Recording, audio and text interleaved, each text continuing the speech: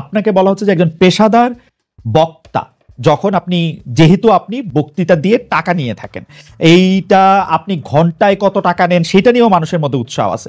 এই ধরনের বিষয় নিয়ে আপনি কি বলবেন? কেউ কেউ আবার বলে থাকেন আপনি যে বক্তৃতা দেন সেটা দিয়ে একটা নির্দিষ্ট অঙ্কের টাকা নেওয়াটাও আসলে ঠিক হচ্ছে কিনা সেটা নিয়ে অনেকে প্রশ্ন।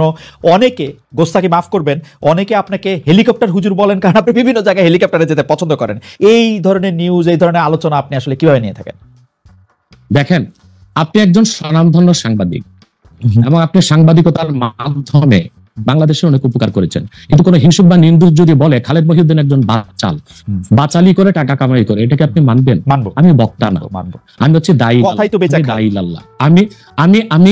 আপনি ঠোঁটে চেয়ে খান, কিন্তু আমি মেধা দিয়ে সেবা করি মানুষকে।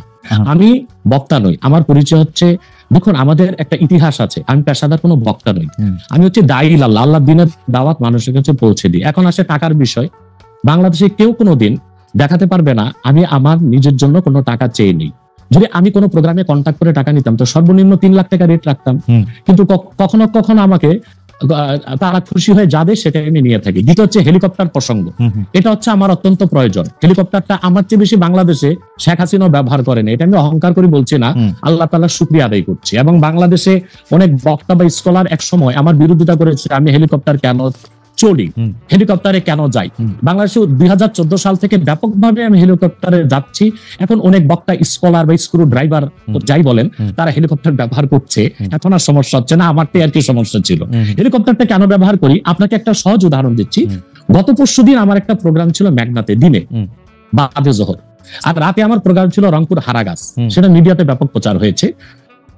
পরের দিন আমার প্রোগ্রাম ছিল কালকে লোহাগাড়া, এই চট্টগ্রাম সাতকানিয়ায়। এখন আমি হেলিকপ্টার ব্যবহার না করে দিন ও রাতে 3টা প্রোগ্রাম করা কি আদৌ সম্ভব? না, সম্ভব না। যেখানে আমার বাড়ি আব্বাসী মঞ্জিল থেকে চিটাগাং রোড যেতে 1.5 ঘন্টা লাগে, তা আমি কিভাবে মেঘনার প্রোগ্রামটা দিনে করে রাতে হারাগাছ করে পরের দিন চট্টগ্রাম যাই? আমাকে এটা অনিবার্য কারণে হেলিকপ্টার ব্যবহার করতে হচ্ছে, এবং সেটা জনগণই দেখে। এর জন্য তো আমাকে হেলিকপ্টার হুজুর বলতে পারে না। এখন যে হুজুর নৌকায় চড়ে মাহফিল করতে যায় তাকে কি নৌকা হুজুর বলবেন? বা যিনি প্রাইভেট কারে প্রোগ্রাম করতে যায় তাকে কি বলবেন? ট্যাক্সি হুজুর?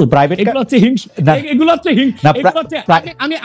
আমি গাড়িও ব্যবহার করি যখন যেটা লাগে। প্রাইভেট এখন আমি এখন প্যারাড ইউজ করতেছি, এটা 3 কোটি টাকা। আমি ভিএট ইউজ করি 8 কোটি টাকা। আমি হেলিকপ্টার ইউজ করি, এটা 14 কোটি টাকা। এখনো আমি নৌকাতেও যাই, যেখানে যেভাবে আমার সুবিধা তখন সেভাবে সেখানে। না, সেটা ঠিকই আছে। আমি কিন্তু মনে করি যে আপনার এখন হিংসুক বা নিন্দুকরা কি বললো সেটা তো আপনার মতো না, সেটা ঠিক আছে। না, আমি কিন্তু মনে করি যে আপনাকে যত ব্যস্ত থাকতে হয়, আপনি যদি পথে এর মধ্যে থেকে আপনার দিনের একটা বড় অংশ আপনি ব্যয় করেন, এটা আপনার জন্য, এটা আসলে কোনোভাবে এটা কেউই এটা করবে না। আমার কাছে মনে হয় যে আপনার ব্যস্ততার জায়গা থেকে আপনার এটা করতেই হবে। কিন্তু আমার যে প্রশ্ন ছিল যে আপনি এর জন্য নিজেকে একজন প্রফেশনাল স্পিকার মনে করেন কিনা, আপনি মনে করেন কিনা যে আপনি যে বিভিন্ন জায়গায় বক্তৃতা দিতে যাচ্ছেন এবং আপনার যে একটা অসম্ভব চাহিদা বিভিন্ন জায়গায়, আজকে এখানে কালকে সেখানে, সেইটা আপনার আয়ের একটা বড় উৎস কিনা? দেখুন, এটা ছাড়া আমার আয়ের ব্যবস্থা ছিল।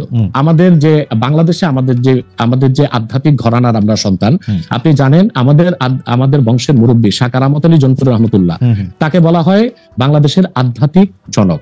2 নেশন থিওরির ভিত্তিতে দেশ স্বাধীন হয়েছে, এবং ডব্লিউ হান্টার তার বইতে উল্লেখ করেছে, এনসাইক্লোপিডিয়া অফ ব্রিটানিকাতে এসেছে, ইসলামিক ফাউন্ডেশন বিশ্বকোষে এসেছে, কারামত আলী জনপুর রহমতুল্লাহর হাতে 2 কোটি লোক মুসলমান হয়েছে। উনার কারণেই পরবর্তীতে দেশটা স্বাধীন হয়েছে। উনি ইন্তেকাল করেছেন 154 বছর আগে। আমি ওনার সিলসিলায়, ওনার বংশের, আমরা জনপুরি পীর সাহেব বলে খ্যাত। আমি যদি অন্য পীরদের মতো আব্বাসী মঞ্জিলে বসে পিরি মুরিদি করে যেতাম, তাহলে আমার কোটি কোটি টাকা বছরে আসতো। মূলত আমার হচ্ছে দিনের দাওয়াত দেওয়াটাই আমার মূল কাজ। তারপর জনগণ যেটা খুশি হয়ে আমাকে সম্মান করে, সেটা আমার জন্য যথেষ্ট। আপনি কি আব্বাসী, এটা আমার পেশা নয়, এটা নেশা। আপনি কি আব্বাসী মঞ্জিলে আর এখন বসেন না? মানে ওই সিলসিলাকে বসি, কিন্তু মূল হাইলাইটস করা হচ্ছে দাওয়াতের কাজকে। আমি দাওয়াতি কাজে ব্যস্ত। আপনার আপনি ইচ্ছা করলে হইতেই পারতেন, কারণ আমরা জনপুরের পীর সাহেবদের সম্পর্কে আমরা অবগত, তাদের অনেক ফলোয়ার আছে। আরেকটা কথা বলি আপনাকে, আরেকটা কথা বলি। আমি এখনো দিন রাত জেগে আমার ছাত্রদেরকে পড়াই। আমি বুখারী শরীফ প্রথম খণ্ড আমার ছাত্রদেরকে পড়াই। তো শুধু মাদ্রাসায় পড়িও আমি কয়েক লাখ টাকা কামাই করতে পারতাম, বই লেখাও কামাই করতে পারতাম, কিন্তু আমি মনে করি তৃণমূল পর্যায়ে আল্লাহর কোরআনের দাওয়াত পৌঁছে দেওয়ার জন্য ওয়াজ মাহফিলের কোনো বিকল্প নেই। রাইট, এটা আমার পেশা নয়, এটা আমার নেশা। এটা আপনার নেশা, কিন্তু আপনি অন্যগুলি যেগুলি আপনি অর্থ করি নিতে পারতেন সেগুলি তো আপনি নেন নাই। আপনি নিছেন হচ্ছে দিনের দাওয়াতের জায়গাটাকে, টাইমটাকে।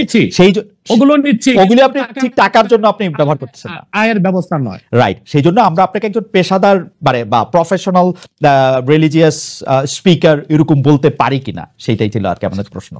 না পেশাদার বলতে পারি। পেশাদার বলতে